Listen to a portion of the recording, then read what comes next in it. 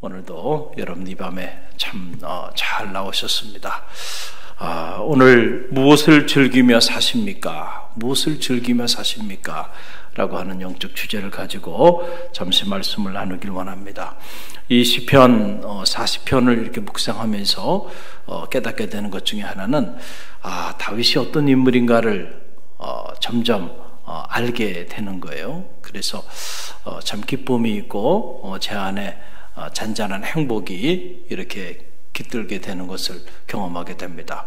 그렇잖아요. 우리가 흠모하는 사람, 그 사람을 우리가 점점 알아가는 기쁨이 있잖아요. 다윗은 저의 흠모의 대상이 되기도 하고 또 여러분의 흠모의 대상이 되기도 하죠. 다윗처럼 어차피 우리가 믿음의 길을 걸어가는데 이렇게 하나님 앞에 한번 존귀하게 멋있게 쓰임 받았으면 좋겠다. 지지 않는 별, 그 존귀한 믿음의 별로 그렇게 쓰임 받았던 위대한 하나님의 사람이죠. 그래서 다윗을 알고 싶은 거예요. 다윗이 과연 어떤 인물이었길래 하나님은 그를 그토록 존귀하게 사용하여 주셨는가.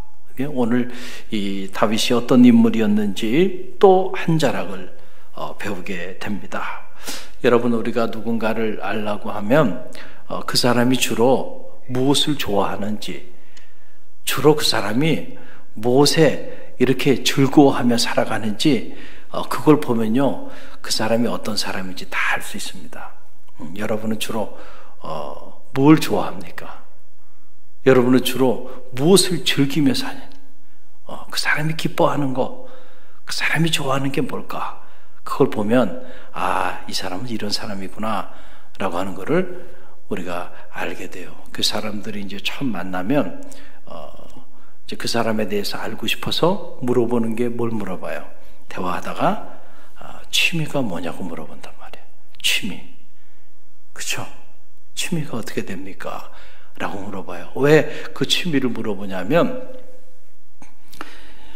이 사람이 주로 자기에게 주어진 그 시간들을 무엇을 즐기며 무엇에 자기 시간을 투자하며 사는가, 이제 그걸 알고 싶은 거죠. 또 그걸 통해서 이 사람이 어떤 사람인지 알게 되고, 그랬을 때 그 사람과의 이제 관계의 접점을 찾고자 하는 거예요. 그러다 우연히 얘기하는데 취미가 딱 같아. 그러면은요, 만난 지 5분밖에 안 됐는데 취미가 딱 같아. 자, 그러면 금방 친해져요, 친해지지 않아요? 금방 친해집니다. 취미가 같으면 벌써 한마디 하면 여기 또 나오고, 그렇지. 계속 시간 가는 줄 모르게 하다 보면요, 10년 사귄 사람보다 한 번 잠깐 만나가지고요, 그렇게 마음이 통하였다는 거예요. 소통이 되는 거죠. 취미가 같으니까, 즐기는 게 같고, 좋아하는 게 같다. 그러면은 금방 친해지는 거예요. 여러분이 등산을 좋아해. 그런데 보니까 이 사람도 참 산을 너무너무 좋아하는 사람이야. 밤새고 얘기할 수 있다니까요. 왜냐하면 서로 즐기는 게 같기 때문에 그렇다. 그래서 그 사람이 주로 뭘 좋아하는지 그걸 물어보는 거예요. 책을 읽는 걸 좋아하는 사람, 이 사람은 다른 사람들보다 이렇게 지식을 사랑하는 사람들이죠. 그래서 또 책을 읽는 걸 좋아하는 사람을 만나면 또 책 이야기하기 시작하면은 또 끝없이 밤새도록 또 그거 가지고 이야기를 하는 거예요. 또 이렇게 요리를 좋아하는 사람들, 이 사람은 어떤 사람들이에요? 먹는 거에 관심이 많은 사람들이 요리를 좋아합니다. 먹는 거에 별로 관심이 없는 사람은요, 요리에도 관심이 없어. 그러니까 여러분들이 여기 결혼하지 않은 사람들은 먹는 걸 좋아하는지 좋아하지 않은지 그걸 잘 봐요. 나는 먹는 걸 너무 좋아하는데 여자친구는 먹는 거에 관심이 없어. 그러면 참 힘들 거예요, 결혼해서. 그러니까 내가 먹는 걸 좋아하면 이 사람도 먹는 걸 좋아해요. 먹는 걸 좋아하는 사람은 이 요리에 관심이 많습니다. 그래서 음식을 어떻게 만들고 어떻게 맛있게 만들고 그런 거에 열정이 있고 에너지가 있어요. 또 스포츠에 관심이 많은 사람들은 또 자기 건강에 대해서 남다른 그런 관심을 갖고 살아가고, 어떤 사람은 만나기만 하면 정치 이야기하는 사람이 있어요. 그건 목회자들도 그렇고 뭐 구분이 없어요. 그런 사람들은 주로 뭐에 늘 관심이 있어요? 이 권력의 흐름에 관심이 많은 거야, 이 사람은. 그래가지고 항상 이 권력에 욕심이 많은 사람들이야. 말만 하면 다 그렇게 보는 거예요. 어떤 사람들은 만나면 그냥 처음부터 끝까지 경제 이야기만 하는 사람들이 있어요. 이 사람은 뭐에 관심이 많은 거예요? 온통 돈에 관심이 많은 거야, 돈에. 요즘 뭐 젊은 사람들도 그래서 그냥 비트코인을 시작해가지고 주식, 증권, 투자, 맨날 그런 것만 보는 거야, 그런 것만 보는 거야. 뭐에 관심이 많은 거예요? 돈에 관심이 많은 거예요. 그래가지고 그냥 밤늦게까지도 그냥 혼자 그거 연구하는 거예요. 그거 연구하는 거예요. 자, 이처럼 우리가 주로 뭐에 관심을 가지고 뭐에 시간을 투자하고 무엇을 좋아하며 살아가느냐, 그걸 보면요, 그 사람이 어떤 사람인지요 딱 나옵니다. 저는 여러분에게 묻고 싶어요. 여러분은 주로 뭘 좋아하고 무엇을 즐기며 사는 사람인가? 오늘 다윗을 봅니다. 다윗에게 배워요. 다윗은 무엇을 즐거워하며 살았던 사람일까? 무엇을 즐기며 살았던 사람일까? 오늘 이 한 절의 말씀 속에 다윗이 주로 무엇을 즐거워하며 무엇을 즐기고 무엇을 좋아하며 살았는지 그 사실을 우리가 이 말씀을 통해서 발견하게 되는데요. 여러분 40절, 오늘 40장 8절 말씀입니다. 우리 함께 읽어봅니다. 나의 하나님이여, 내가 주의 뜻 행하기를 어떻게 하오니? 즐기오니. 참 이 대목에서 다윗이 왜 하나님 앞에 그렇게 멋있게 존귀한 자로 쓰임 받았는지 그 이유가 여기 나오는 거예요. 다윗이 흠이 없는 사람 아니었어요. 흠이 많았던 사람이죠. 우리아 아내 밧세바를 그 유격을 제어하지 못해서 범했고, 자기 충신 우리아를 또 전쟁터에 내보내서 죽게 한 살인마예요. 어떻게 보면 인격적으로도 문제가 있고 윤리적으로도 문제가 있는 그런 사람이에요. 그럼에도 불구하고 하나님은 다윗을 참 사랑하셨어. 그래서 그를 회복시켜 주시고, 그리고 다윗을 그렇게 정귀한 인생을 살 수 있도록 그의 삶을 축복해 주셨어요. 그 이유가 어디 있었는가? 다윗은 하나님의 뜻을 행하는 일을 즐거워했다는 거예요. 여러분, 이 대목에서 우리는 도전이 돼요. 과연 나는 정말로 하나님의 뜻을 행하는 그 일을 즐거워하는가? 우리가 우리 자신을 좀 점검해 볼 필요가 있다라고 하는 거예요. 정말 다윗처럼 하나님께 쓰임받기를 원한다고 한다면은 우리도 하나님의 뜻을 행하는 그 일을 즐거워하는 마음이 있어야 돼요. 영어 성경에 보게 되니까 desire to do your will, desire 하다는 게 갈망하다는 거거든요. 그러니까 하나님의 뜻을 행하는 것을 다윗이 마음에 그 일에 대한 갈망이 있었다는 거예요. 갈망. 그래서 오늘 8절 말씀 보게 되면 당신의 법이 언제나 내 가슴에 있습니다. 내 심중에 있습니다. Your law is within my heart. 당신의 말씀이 언제나 내 가슴 속에 있다는 거예요. 여러분이 누군가를 사랑하면 그 사람이 어디에 있어요? 어디에 있어요? 목사님, 저는요 한 번도 사랑을 해본 적이 없어요. 죄송합니다. 이해가 안 되네요. 조지현 전도사님은 알고 있어요. 저분의 가슴에 안 들어가 봤지만 저분의 가슴에는 온통 누가 있어요? 어떤 여인이 있습니다. 지금 어떤 여인이 있어요.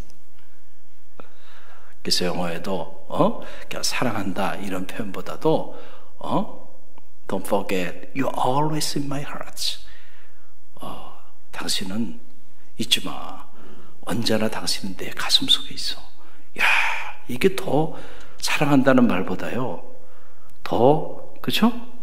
영적으로는 내 기도 안에 항상 당신이 있어. 그렇잖아요? You're always in my prayers.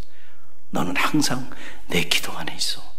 야, 이것보다 더 사랑한다는 표현이 어디 있겠어요? 그러니까 그 사람에 대한 갈망이 있으면요, 그 사람이 어디에 있어요? 내 가슴에 있는 거예요. 가슴에.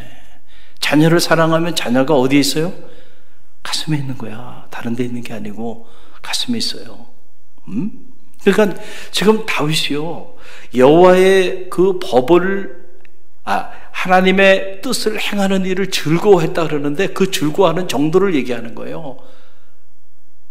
얼마나 하나님의 뜻을 행하는 그 일을 기뻐하고 즐거워했으면은 그 하나님의 뜻, 그 하나님의 법이, 하나님의 말씀이 언제나 그의 가슴 속에 있었다니까요. 할렐루야. 여러분의 가슴 속에는 지금 뭐가 있습니까? 여러분의 가슴 속에 어떻게 해야 돈을 벌지? 여러분의 가슴 속에 오늘 또 뭘 요리해서 먹지? 여러분의 가슴 속에 또 어디로 놀러 가지? 가슴 속에 어떤 신상이 나왔는가? 온통 여러분의 가슴 속에 막 그런 것들이 자리하고 있다고 한다면 적어도 여러분은 다윗처럼 여호와를 즐거워하거나 여호와의 법을 행하는 일을 즐거워하는 사람은 아니야. 저는 바라기는 여러분이 다윗처럼 여호와의 뜻을 행하는 것을 즐거워하는 그런 영성이 여러분 가운데 있기를 간절히 바랍니다. 그럴 때 역사가 나타나게 된다라고 하는 사실이고요. 그런 사람을 하나님은 들어서 정결하게 쓰시는 거예요. 많은 사람들이 왜 하나님은 나를 정결하게 들어 쓰시지 않는가? 왜 하나님은 나를 통해서 놀라운 일을 행하지 아니하시는가? 왜 하나님은 나를 통해서 큰 일을 행하지 아니하는가? 왜 하나님은 나에게 큰 일을 맡기지 않는가? 왜 하나님은 나에게 이런 좋은 무대를 제공하지 않는가? 그렇게 불평하고 원망하는 이들도 있는 게 사실이에요. 그러나 그런 불평하고 원망하기 전에 여러분 자신을 들여다볼 필요가 있어요. 내가 정말 이 하나님의 뜻을 행하는 이 일을 즐거워하는가? 이 일을 내가 정말 미친놈처럼 갈망하면서 누가 시켜서가 아니고 내 스스로가 미쳐서 내 가슴 속에 이 하나님의 일이 늘 타오르고 있는가? 그걸 점검해 보세요. 정말로 그렇다면 하나님은 여러분을 반드시 존귀하게 들어 쓰실 겁니다. 할렐루야. 이게 중요하다니까. 이게 여러분, 즐기는 사람을 이길 수 없다고 했잖아요.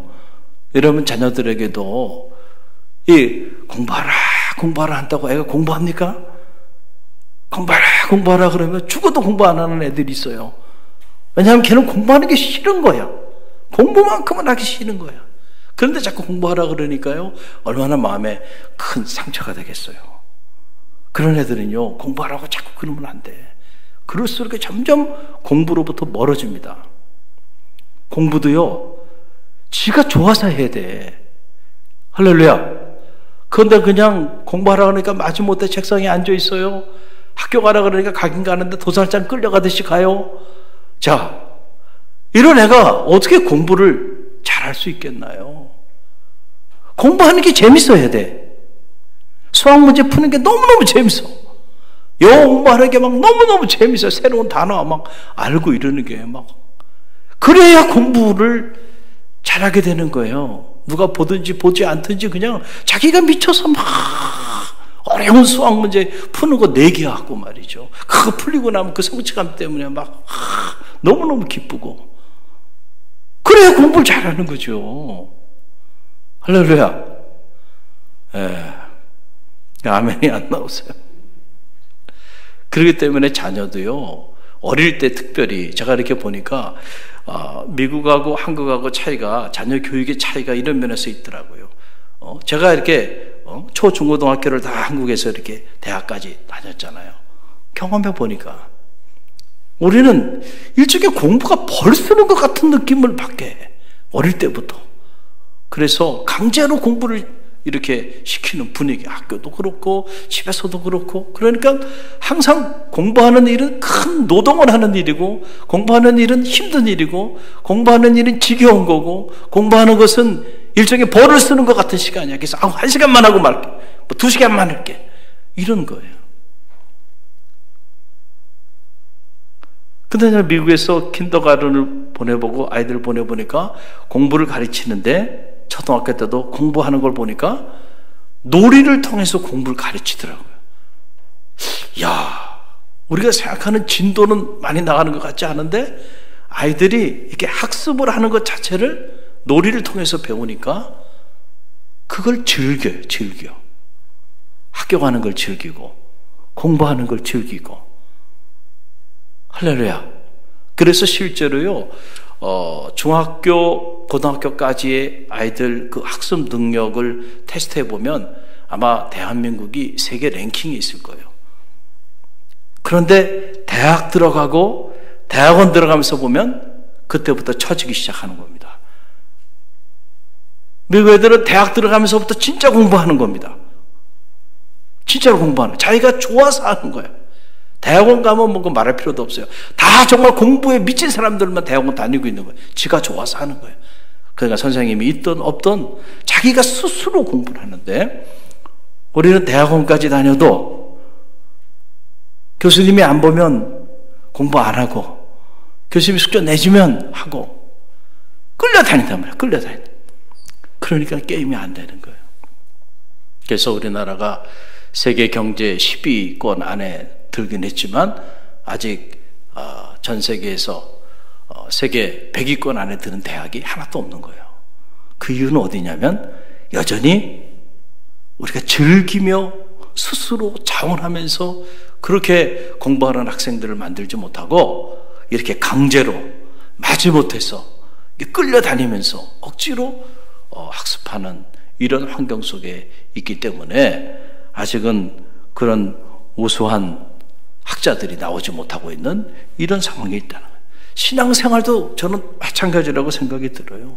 여러분들이 정말 탁월한 영성을 지닌 하나님의 사람으로 쓰임받기를 원한다고 한다면요, 신앙생활을 좀 재밌게 하시기를 바랍니다. 할렐루야. 그냥 막 억지로 얼굴에 보면 막 그냥 오만 인상을 쓰고요. 봉사를 해도, 예배를 드려도, 찬양을 해도, 기도를 해도 즐거운 마음을 찾아보기 어렵다고 하면요, 이 사람은 시간이 지난다고 해서 영성이 깊어지지 않아요. 그런데 어떻게 보면은, 어떤 사람들을 보면 본인이 좋아서 찬양하고 섬기고, 이게 즐거운 마음으로 예배하고, 즐거운 마음으로 봉사하고, 즐거운 마음으로 헌신하고, 즐거운 마음으로 기도하는 그런 성도들이 또 많이 있어요. 이거를 우리 용어로 표현하자면 감사하는 마음으로 차원에서 기도하는 거예요. 뭐 기도 30분 하세요 해서 하는 게 아니고 내가 하고 싶어서 기도하는 거예요. 새벽 기도 나와라 그래서 나오는 게 아니고 내가 기도하고 싶어서 나오는 거야. 할렐루야. 찬양 누가 하라고 해서 하는 게 아니고 스스로 찬양이 막 나오는 거야. 즐거워서. 예배 드리고 싶어서, 예배 드리고 싶은 갈망이 있는 거예요. 봉사하고 싶은 갈망이 있는 거예요. 사랑을 나누고 싶은 갈망이 있는 거예요. 여러분, 이런 사람들은요, 그렇게 신앙생활하면요, 시간이 지나면 지날수록요, 점점 영성이 깊어집니다. 말씀을 묵상하는 게 너무너무 즐거워.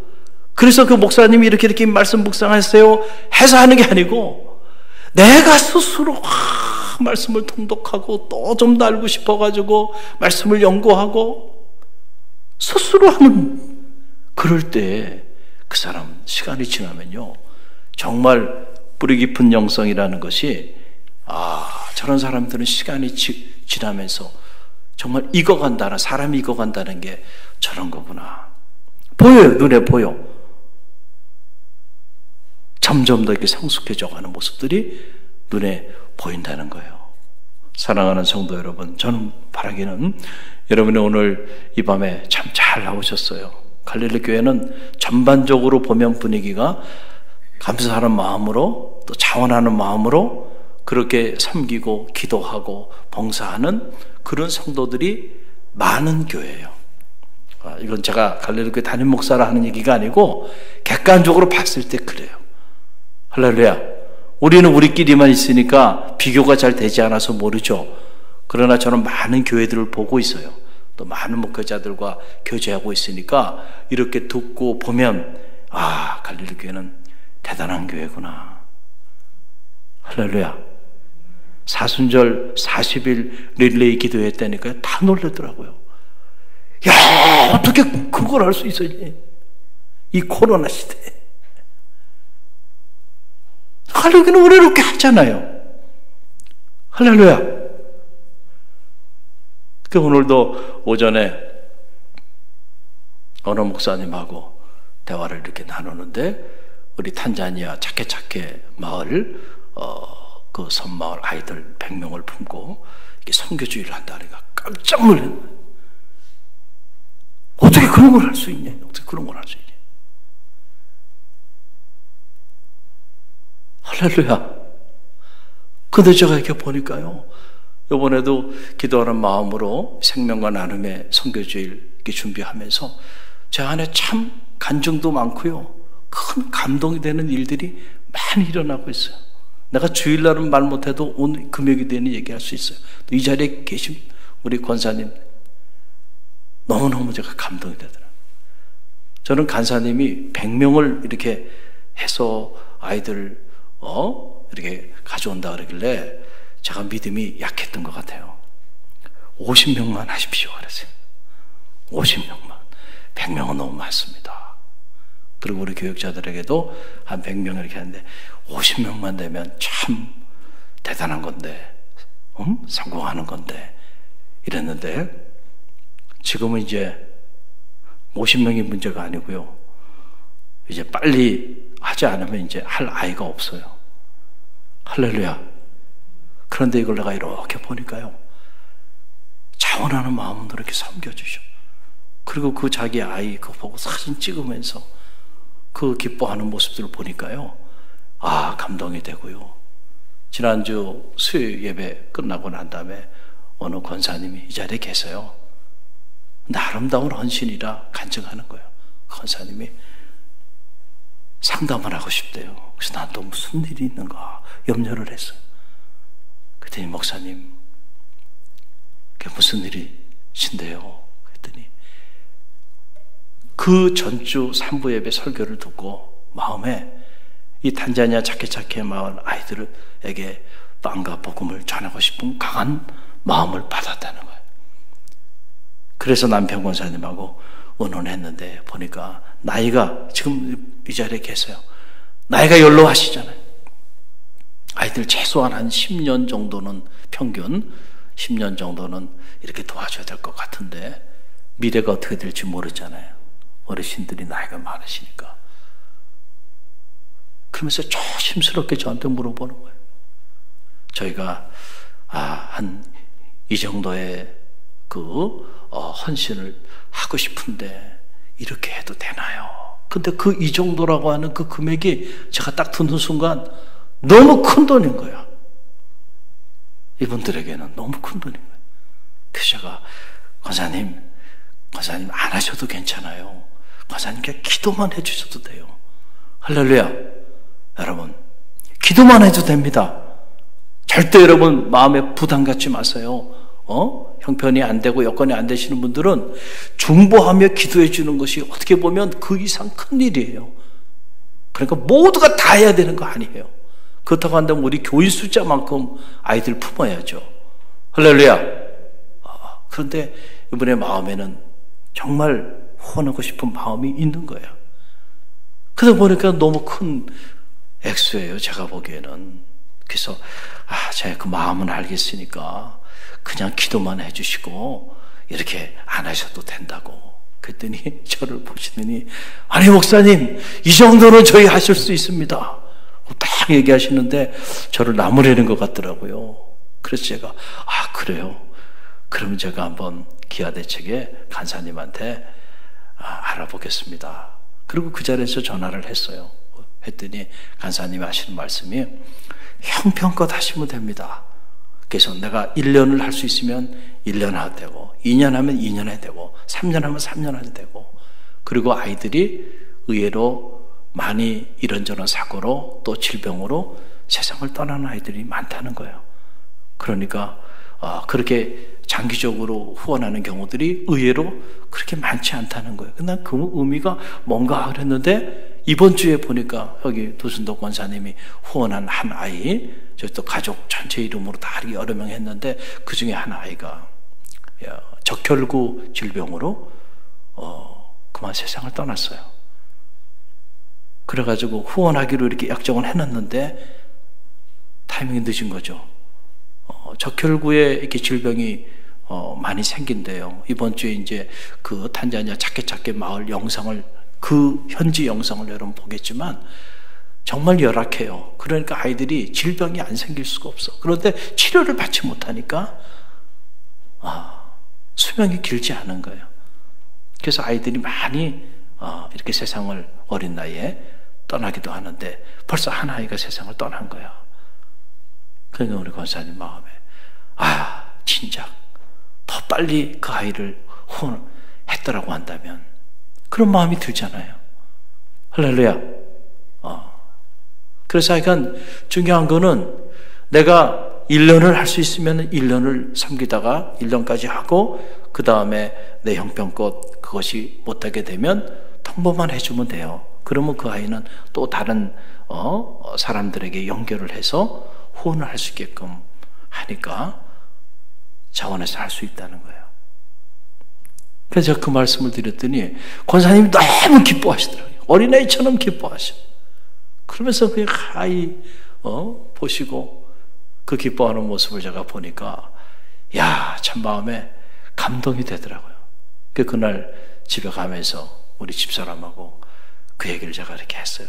그러면서 참 우리 그 권사님에게는 정말 큰 돈인데 참 이렇게 헌신하는 분들이 있구나.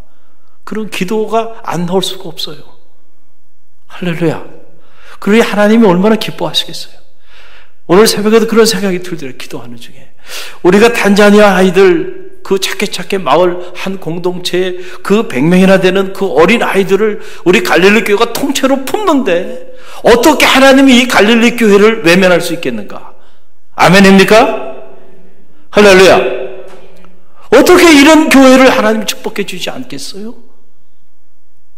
그래서 제가 이렇게 보니까 이미 벌써 자원하는 마음으로 많은 이들이 선교주의로 오기도 전에 지금 거의 다 이렇게 이제 품게 되는 이런 일들이 일어나고 있는 모습을 보면서 참 내가 감동이 돼요. 그래서 왔다 갔다 하면서 보고 중보하고 기도해요. 이렇게 품어주는구나. 참 감사한 일이다. 하나님이 행하시는 일들이죠. 할렐루야. 강제로 할 수 있는 일은 아니에요. 마음에 울림이 있고 해야 되겠다는 결단을 갖게 되면 하게 되는 건데 여러분들이 기쁜 마음으로 이렇게 후원해 주니까 얼마나 감사해요. 이런 일도요. 이렇게 내가 이 아이를 품으니까 막 흥분이 되잖아요. 내가 또 다른 아이의 생명을 내가 책임지고 그 아이의 먹거리를 책임지고 그 아이의 의료 문제를 책임지고 그 아이의 영적인 문제를 책임지고 그걸 후원할 수 있는 마음의 기도 제목이 더 많은 아이들을 품어야 되겠다. 이런 생각들이 드는 게 사실이에요. 우리가 하나님의 일을 즐거워하는 마음으로 우리가 하나님의 일을 행하면요. 하나님 또한 우리의 일을 즐거워하는 마음으로 축복하여 주실 줄로 믿습니다.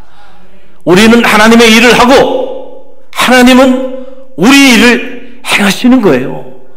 여러분 다윗이 하나님의 뜻을 행하는 것을 그렇게 즐거워하면서 그렇게 갈망하면서 그의 마음속에 하나님의 말씀이 늘 자리하고 있었기 때문에 그러니까 하나님은 다윗을 축복하여 주신 것이죠. 다윗은 하나님의 일을 행하고 하나님은 다윗의 삶을 축복하고요. 할렐루야. 우리가 즐거워하는 마음으로 자원하는 마음으로 감사하는 마음으로 하나님 앞에 예배하고 기도하고 그리고 봉사하고 섬기며 나가면 하나님은 또한 우리를 위하여 즐거워하는 마음으로 기뻐하는 마음으로 우리의 삶도 책임져 주시고 우리의 삶도 축복해 주신다는 사실을 꼭 기억하시길 바랍니다. 이게 기독교가 말하는 축복의 원리예요. 한번 따라해보세요. 축복의 원리. 이 축복의 원리를 잘 알아야 돼요. 이 축복의 원리를. 우리가 하나님을 위하여 헌신하면 하나님은 우리를 위하여 헌신하신다니까요. 이것이 축복의 원리예요. 세상 사람들은 알 수 없는 이런 영적인 축복의 원리예요. 그래서 주님께서 기도하되 너희가 먼저 그의 나라와 그의 의를 구하라. 그리하면 이 모든 것을 너희에게 더해 주시리라. 할렐루야. 여기도 축복의 원리가 나오는 거죠. 우리가 먼저 그의 나라와 그의 의를 위하여 다윗처럼 갈망하는 마음으로 정말 하나님의 뜻을 이루는 일을 즐거워한다고 한다면 어떻게 여러분의 삶을 하나님이 책임져 주지 않겠는가? 누가 시켜서가 아니고 정말로 여러분의 마음속에 그 갈망 때문에 자원하는 마음으로 스스로 여러분이 그 주의 법을 행하는 일을 여러분이 정말 갈망하며 행한다고 한다면 그 사람은요 세상에 감당할 수 없는 사람이 될 거예요. 하나님이 축복해 주지 말라고 아니야. 축복하지 않을 수가 없어요. 책임져 주신다니까요. 여러분 진돗개 전도왕이라는 분 이분 이야기를 알잖아요. 우리 지역에도 와서도 간증을 했잖아요. 우리 지방에서도 해서 저 창동 교회 가서 우리가 그분 간증을 듣기도 했어요. 신앙생활을 처음 시작하면서 교회 나온 지 10개월 됐는데 목사님이 말씀을 선포하는데 복음을 전해야 되고 복음을 전하는 게 우리에게 맡겨진 지상 명령이라고 그러니까 이분은 그냥 담백하게 받아들인 거예요. 그리고 그래? 그러면 전도를 해야 되는 거구나. 그리고 공무원으로 있다가 일찍 퇴직해가지고 그리고 할 일도 없는데 그럼 전도를 해야 되겠다. 그 전도를 하기 시작한 겁니다. 그 전도하는 곳에 갈망을 가지고 만나는 사람마다 복음을 전하고 영혼을 품고 나가니까요. 하나님이 그분을 축복해 주셨어요? 축복해 주지 않았어요? 축복해 주기 시작하는 거예요. 그러니까 뭐 1년에 300명, 500명 막 이렇게 전도를 하게 되는 거예요. 전도도요. 누가 잘하냐면 하는 사람이 잘하는 거예요. 할렐루야. 안 하는 사람은 영원히 전도는 우리가 할 수 있는 일이 아닌 것처럼 어려운 일이에요. 한 명을 전도하는 일은 정말 끔찍하게 어려운 일이에요. 그러나 늘 전도하는 사람에게 전도는 쉬운 거예요. 나를 통해 하나님이 행하시더라. 이렇게 나옵니다. 내가 행하니까 하나님이 역사하시더라. 한 사람을 전도했는데 보니까 막 딸려오더라. 한 가족이 나오고 또 다른 가족이 막 나오고 이렇게 전되기 시작. 그러니까 이분은요 전 세계적으로 스케줄을 잡기가 어려워. 평신도인데. 할렐루야. 그것이 어떤 일이 됐든지 간에 정말로 여러분들이 하나님의 뜻을 행하는 그 일을 정말로 즐거워하는 마음으로 열정을 가지고 정말로 여러분이 그 일을 헌신을 다해서 하면요 하나님은 여러분의 인생을 헌신을 다하여 기쁨으로 축복해 주신다는 사실을 여러분 꼭 확신하시길 바랍니다. 할렐루야. 한번 돌아보세요. 여러분이 정말 신앙생활 하면서 그것이 무엇이 됐든지 간에 그 일을 정말 다윗처럼 이렇게 열정을 가지고 자원하는 마음으로 갈망을 가지고 즐거워하면서 그 일에 한번 정말 달라붙어서 매진해 봤는가. 그렇다고 한다면요 간증이 막 나올 거예요. 간증이 여러분의 삶에는. 할렐루야. 오늘 주신 말씀을 붙잡으세요. 다윗도 우리와 성정이 같은 사람이에요. 그런데 다윗이 이렇게 남다르게 쓰임받은 이유가 어디 있을까? 남다르게 기도하고 남다르게 하나님을 찬양하고 남다르게 하나님의 뜻을 행하는 그 일을 위하여 다윗이 즐거워하는 마음으로 마음의 갈망을 가지고 그 일을 행했을 때 하나님은 그가 구하지 않은 모든 것들로 채워주시고 그를 무너뜨리고자 하고 해하고자 했던 그 수많은 대적들과 함정들이 있었지만 그 모든 것들이 다 협력해서 선을 이루게 하시고 그 모든 어둠이 다윗의 별, 그 별이 영원히 반짝이게 하는 배경이 되게 해주셨다는 사실을 여러분 꼭 기억하시길 바랍니다. 오늘 주신 말씀 붙잡고 우리가 찬양하고 기도하며 나가는데요.